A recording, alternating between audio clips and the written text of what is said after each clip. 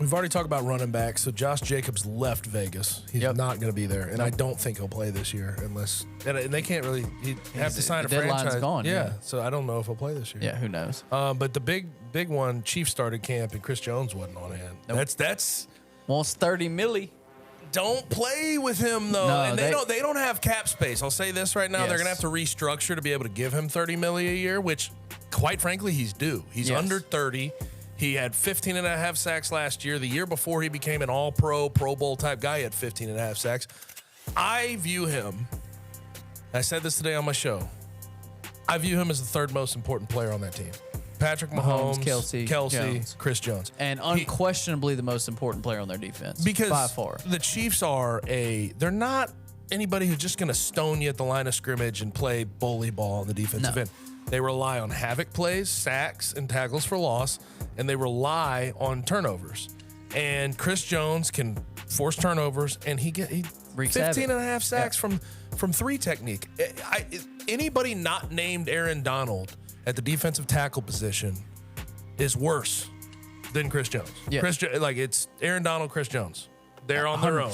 Yeah. And he's 8th highest paid right now because he had a 4-year, $80 million deal, and he's making $20 million for next year, and then he's going to be a free agent. I don't know. The Chiefs can't let him walk. I think that would be a really bad decision. And we're going to try to burn through a couple topics, but I just want to make a point real quick before we move on. Especially with what they have in the front seven right now, they're really building that group up. They had a lot of young players.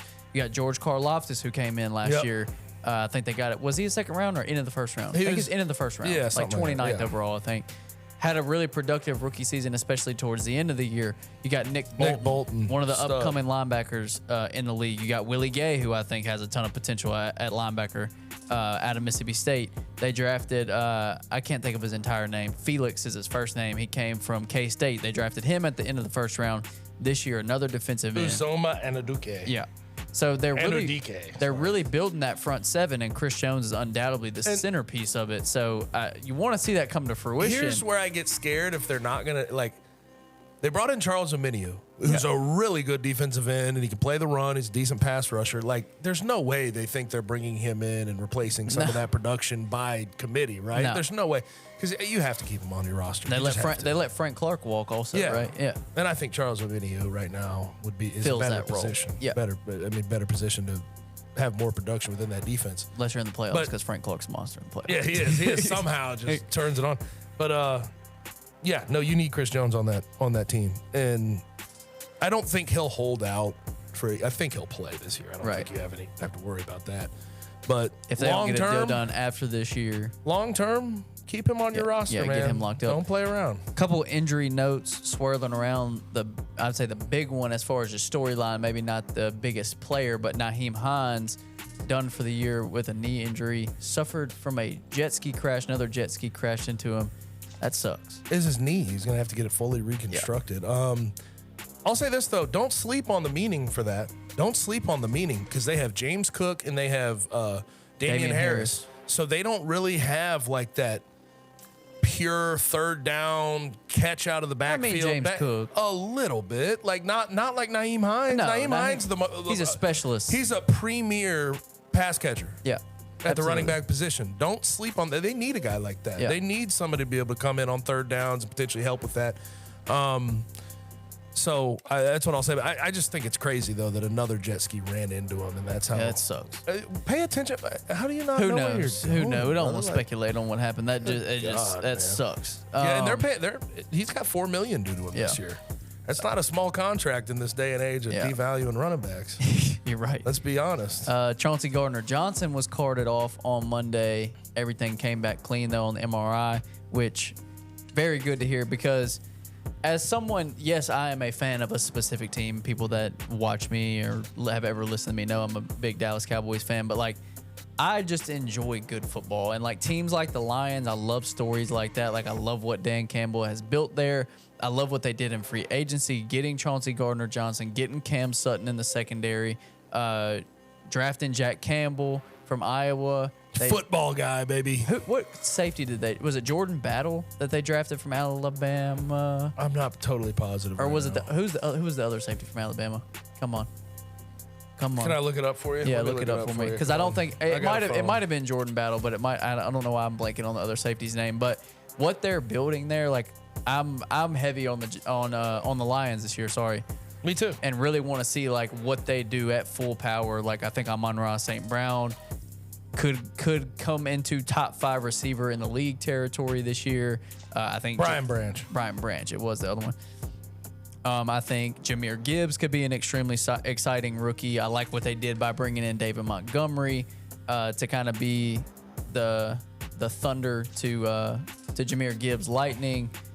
I like what they drafted Sam Laporta out of it. Like, oh, that was a great pick. I think the Lions are really building something special, and a player like Chauncey Gardner-Johnson is going to be like a leader in a key role on that young defense. What makes me laugh too is like we talked about this around the draft. Jahmyr Gibbs and Jack Campbell, not good positional value where they were picked in the first round, but really good they're players. Going to have great years this year. Yeah. I can guarantee they might have really good careers. Yeah, just keep an eye on it. Like, okay, we can talk about positional value, running back and off-ball linebacker all we want, and how devalued it is in today's game. But those guys will be productive. Yeah, absolutely. And at positions of need, ultimately, for them. And then we started this off kind of talking about the Chiefs. Another Chief to talk about, Kadarius Toney, who, if you are in the fantasy football community and you pay attention to that, a lot of people are high on him going into this year. May not be as high. Can't say that I personally am, but he tweaked his knee. They said he'll be ready to go for week 1, but will miss substantial time. He is the glass man of all glass men. Yeah. Kadarius Toney is always injured. That wide receiver room's just thin, brother. It's not good. There's nothing you can do about it, but you have Travis Kelce. It'll be all right. And Patrick Mahomes. So this is Sky Moore in year 2, Rashee Rice in year 1. Let's fight it out. Let's see what happens if he's not able to go. But somebody's going to have to replace that type of production. And Kadarius Toney, I'm a decent fan of, I guess. He's got some speed. He's got some really good quickness. I heard something today. 31.1% of his targets last year were on screens or flat routes. That's what I'm saying. Like that's absurd. That's why I didn't bring up his route running. Yeah. And he's not necessarily the most sure-handed guy. I'm not a big fan of him. But if they don't have him in that lineup, I think they take a step back at the wide receiver position. But who knows? Justin Watson had some decent games last year. Still got MVS. MVS that's their number 1 receiver. Yeah. Like, think about Pretty that. much, That's strange to me. They're not investing in that position because Travis Kelce's so damn good. And Patrick Mahomes is even better. Patrick Mahomes will get the ball to you if you need it. Speaking of Patrick Mahomes, but real quick, they don't have Mecole Hardman as like any type of safety gadget player, safety blanket, if you will, of guys that understand the system and have been around. So I'm not, but I've learned never to doubt Patrick Mahomes. Hey, Jerick McKinnon had 9 receiving touchdowns last year. We had questions about what he'd look like without Tyreek Hill. They won a Super Bowl. So yeah, I'm not going to doubt anything.